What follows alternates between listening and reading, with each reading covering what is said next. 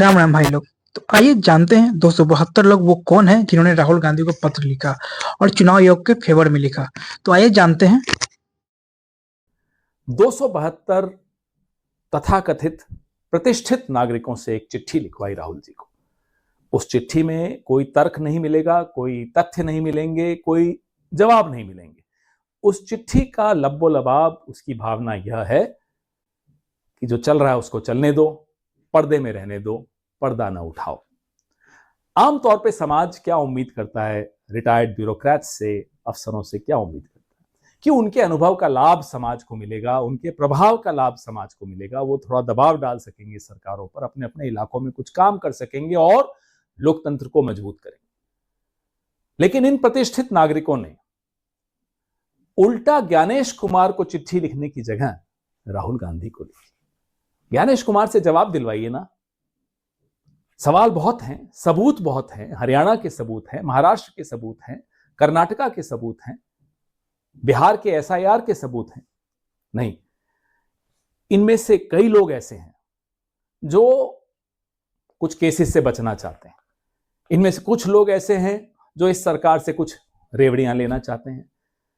एक महानुभाव तो ऐसे हैं जो 3 करोड़ के साथ इनकम टैक्स की रेड में पकड़े गए थे। ऐसे अनेक हैं, इन सबकी जन्म कुंडलियां हैं, इनकी प्रॉपर्टीज की लिस्ट आप देखेंगे तो आपको समझ में आ जाएगा ये क्यों कर रहे हैं जो ये कर रहे हैं। संघ से जुड़े हुए हैं अधिकांश।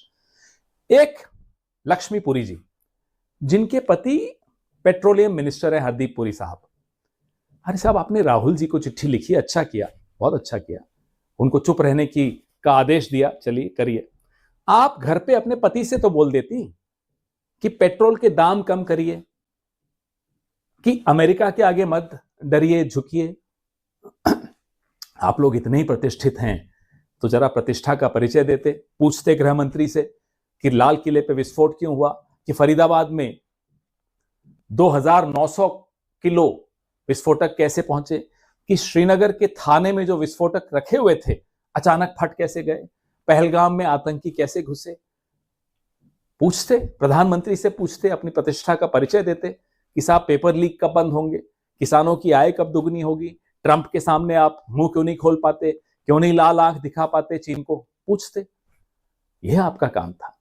लेकिन नहीं, पूछिए पर्यावरण मंत्री से, जानते हो अगर उसका नाम क्या है तो पर्यावरण मंत्री से पूछिए कि ये दिल्ली की हवा में इतना जहर क्यों घुला हुआ है, क्यों हमारे फेफड़ों के साथ आप मजाक कर रहे हैं, क्यों हमारी जिंदगी आधी कर रहे हैं। पूछते, लेकिन नहीं, ये लोग सरकार के आगे दूम हिला रहे हैं। इनको सरकार से बचना है या सरकार से कुछ प्राप्त करना है। खैर, करिए आप। कल 25 लाख से ऊपर हस्ताक्षर सिर्फ पंजाब से आए हैं वोट चोरी के खिलाफ। परसों 1 करोड़ से ऊपर हस्ताक्षर तमिलनाडु से आए हैं वोट चोरी के खिलाफ। पूरे देश से 5 करोड़ से ऊपर हस्ताक्षर इकट्ठे हो चुके हैं। रामलीला मैदान में जब आवाज गूंजेगी वोट चोर गद्दी छोड़ की, ये 272 लोग भी सुनेंगे। इन 272 से प्रॉब्लम नहीं है। झुंड में आइए, आप हमला बोलिए हम सब पर, विपक्ष पर बोलिए। आप झुंड में किसके चलने की आदत होती है, स्वभाव होता है, वो आप जानते हैं। लेकिन आप हमें चुप नहीं करा पाएंगे। ये अभियान अब इतना आगे बढ़ चुका है, हर घर हर मोहल्ले में पहुंच चुका है कि या तो अब चुनाव आयोग की सफाई होगी या बीजेपी और उसके पूरे इकोसिस्टम का सफाया होगा।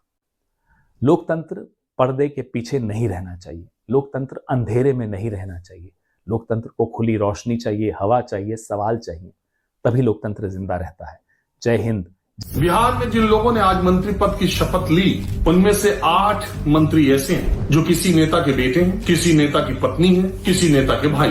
उसमें से आधा दर्जन के करीब मंत्री ऐसे हैं जिनके हाल के दिनों में गंभीर भ्रष्टाचार के आरोप लगे, गंभीर स्तंभ मैं कहता हूँ। और आज ये सब लोग शपथ ग्रहण कर रहे थे और नीतीश कुमार और प्रधानमंत्री तालियां बजा रहे थे एक ही मंच पर। मौका था देश को, समाज को एक संदेश देने का, लेकिन लगा ऐसा कि वो जो भ्रष्टाचार के आरोप उन पर लगे थे उन्हें पुरस्कार स्वरूप मंत्री पद दिया जा रहा है। तो देश में अब भ्रष्टाचार और परिवारवाद की बात करना बेमानी है। केवल भ्रष्टाचार और परिवारवाद की बात विपक्ष के नेताओं पर की जाए, ये बेमानी है।